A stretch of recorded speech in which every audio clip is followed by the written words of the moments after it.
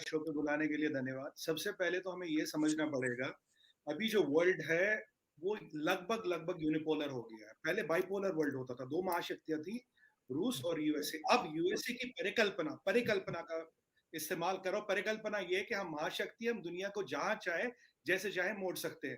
पर आज की वास्तविकता ये है अभिषेक जी, यूएसएसआर या रूस चाहे इकोनॉमिक सुपर पावर नहीं है, पर आज भी वो मिलिट्री सुपर पावर है, और इस चीज से उसे कोई नहीं नकार सकता। हम आप कितना चाहे, यूएस कितना चाहे, यूएसएसआर अब भी एक, या रशिया एक मिलिट्री सुपर पावर है। और ये चीज जो है ये सबको समझनी पड़ेगी, जाननी पड़ेगी, माननी पड़ेगी। अब व्लादिमीर पुतिन की अगर आप देखें, उनका एक मानना है, जो जिसे पहले कहते थे आयरन कर्टन या आर्टिक सर्कल। ये कहते हैं ये आर्टिक सर्कल जो मेरा एक्सक्लूसिव एरिया ऑफ इन्फ्लुएंस है, टेक्निकल। तो भाई मेरा एक्सक्लूसिव एरिया ऑफ इन्फ्लुएंस है, आप इससे बाहर आइए। पूरी दुनिया आपकी, यहाँ मेरा जो क्षेत्र आर्टिक सर्कल, आप उसमें मत आइए। पर ये जो अमेरिकन हैं, ये जो नेटो के थ्रू, इधर के थ्रू, उधर के थ्रू यहाँ घुसना चाहते हैं, इस सब में जो इंपॉर्टेंट जो भूमिका निभा रहा है वो निभा रहा है चीन। अगर आप रशिया की इकोनॉमी देखें, अभी 1.4 ट्रिलियन है कभी करीब अभिषेक जी। 80% जीडीपी चलता है दो चीजों से, ऑयल एक्सपोर्ट और वेपन्स एक्सपोर्ट। हम इंडिया उनके सबसे बड़े वेपन इंपोर्टर, हम उनसे वेपन्स लेते हैं। हमारा 60% आर्सेनल आज के डेट में भी रशियन इक्विपमेंट पे डिपेंडेंट है। 60% डिफेंस कैपेबिलिटी रेस्ट और रशिया, ये सच। पॉइंट नंबर 2, अब चाइना ने क्या किया, चाइना ने भी रशिया से थोड़ा थोड़ा लेना शुरू कर दिया। अभी जब पुतिन साहब आए थे तो हमने एक एमओयू किया था जिसमें इंडियन ऑयल से ये बात हुई थी, पहली बार हुआ था 29 चीजों पे, पहले 7 चीजों पे होता था, अब की बार 29 चीजों पे हुआ था, जिसमें तेल था। क्योंकि इंडियन ऑयल कुछ ऐसी अपनी रिफाइनरियों में चेंज करेगा जिसमें रशियन ऑयल की भी प्रोसेसिंग हो पाए। तो हम रशिया के तो पास हैं। इस चीज पे गिद्ध की तरह नजर गड़ाए हुए है चीन। चीन को पता है कि भारत की रिलेशन बहुत अच्छी है यूएसएसआर से। चीन को यह पता है कि भारत की रिलेशन बहुत अच्छी है रशिया से। चीन को यह पता है हमारा 60% आर्सेनल रशियन डिपेंडेंट है। तो चाइना बहुत कोशिश कर रहा है कि हम किसी न किसी तरह से वो यूएसएसआर और पुतिन के करीब आए।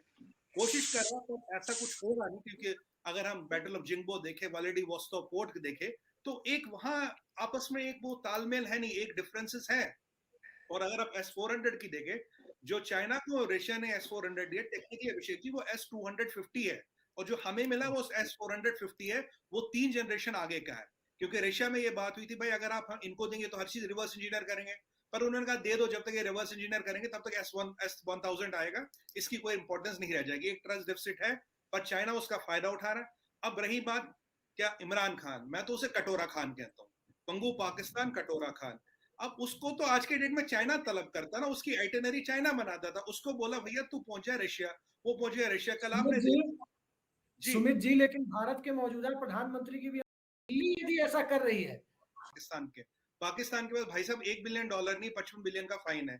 55 बिलियन का फाइन ऑलमोस्ट सीपेक प्रोडक्ट जितना है। अब आपने कल ये भी देखा, इमरान खान को एक मेटल डिटेक्टर से निकाला, एक रूसी इधर था, एक रूसी इधर था, बीच में मेटल डिटेक्टर से निकाला। He said yesterday, I am excited to be in Russia, जबकि प्रोटोकॉल ये ऐसी सूरत में कोई किसी जाता नहीं, अगर आप वहां तुरंत निकल जाते हो। पर ये अब इमरान खान, और कल वो तस्वीर लेके बैठे थे, और आपने देखा पुतिन की बॉडी लैंग्वेज देखे, उससे बात भी नहीं करना चाहते थे वो। ऐसी परिस्थिति में जब देश युद्ध के कगार में, युद्ध चल रहा है, आप वहां जा रहे, किस लिए जा रहे हैं, क्या करने जा रहे हैं, वो अलग बात है। अब आते कोविड की मैनेजमेंट पे। अभिषेक जी, सबसे ज्यादा वैक्सीन हमने लगाई है, सबसे ज्यादा कोविड मैनेजमेंट बेटर हमारा रहा है, सबसे सस्ती वैक्सीन और इंडिजिनस वैक्सीन हमने बनाई है। आप हमारे नंबर उठाइए और यूएसए के नंबरों से बेंचमार्क कीजिए।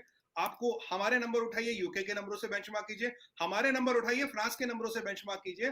हमारा कोविड मैनेजमेंट 1.35 बिलियन आबादी के होते हुए काफी अच्छा रहा। पर कोविड ऐसी सुमित जी, आप जो नंबर कह रहे हैं इन टर्म्स ऑफ परसेंटेज और इन टर्म्स ऑफ नंबर, किस आधार पे आप कह रहे हैं? दोनों अलग अलग आधार है।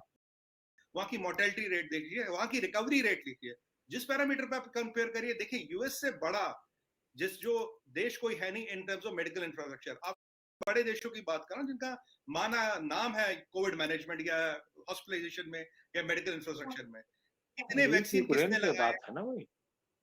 हाँ, तो ये जो हमारा है, अब ये वॉशिंगटन पोस्ट वगैरह, इसमें आपको अभिषेक जी ये देखना पड़ेगा वॉशिंगटन पोस्ट का मालिक कौन है।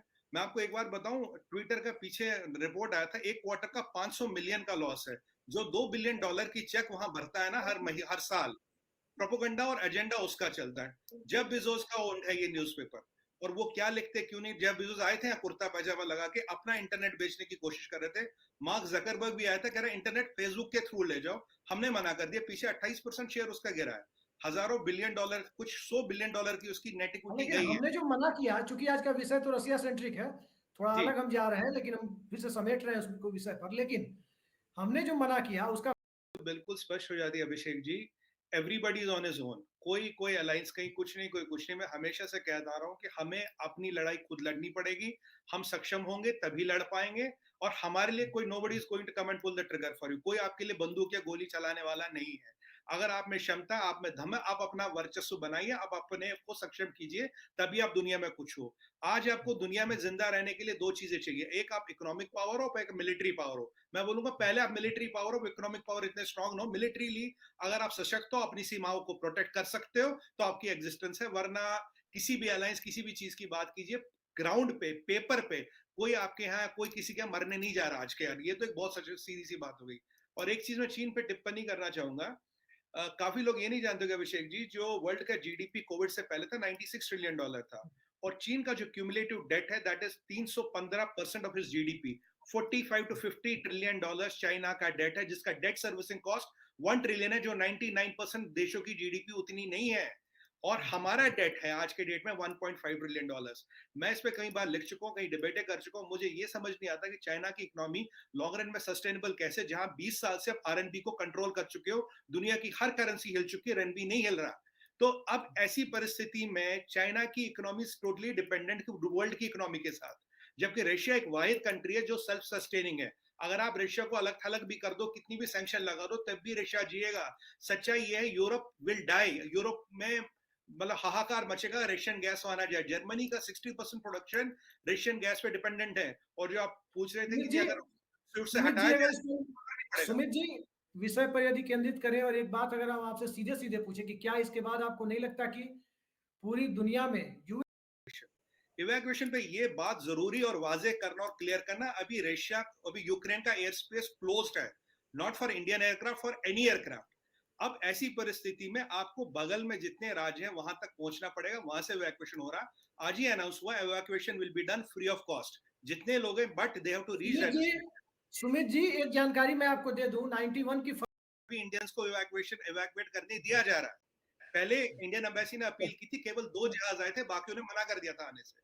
मैं आपको फैक्चुअल इंफॉर्मेशन दे रहा हूं अभिषेक जी, इट्स नॉट मेरा परसेप्शन एनालिसिस नहीं है। नहीं, परसेप्शन की बात नहीं है, क्योंकि हमारे दर्शकों के सामने ज्यादा चीजें सामने आए, इसके लिए ये बात होती है ना। बताता हूँ, ये मैंने एज पर फैक्ट्स बता रहा हूँ।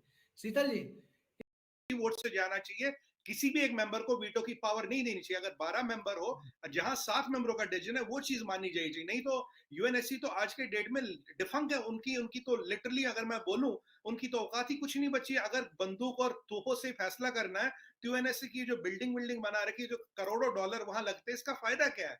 ये मसला तो यूएनएससी में सेटल होना चाहिए, पर हो रहा है यूक्रेन की गलियों में और केव के गलियारों में, तो बंदूकों और मिसाइलों से। तो फिर यूएनएससी का फायदा क्या? और अगर आप भारत को वहां नहीं रख रहे जहां 1/6 ऑफ ह्यूमैनिटी रहती, इस यूएनएससी का फिर कोई यूटिलिटी नहीं है। It is outdated and useless.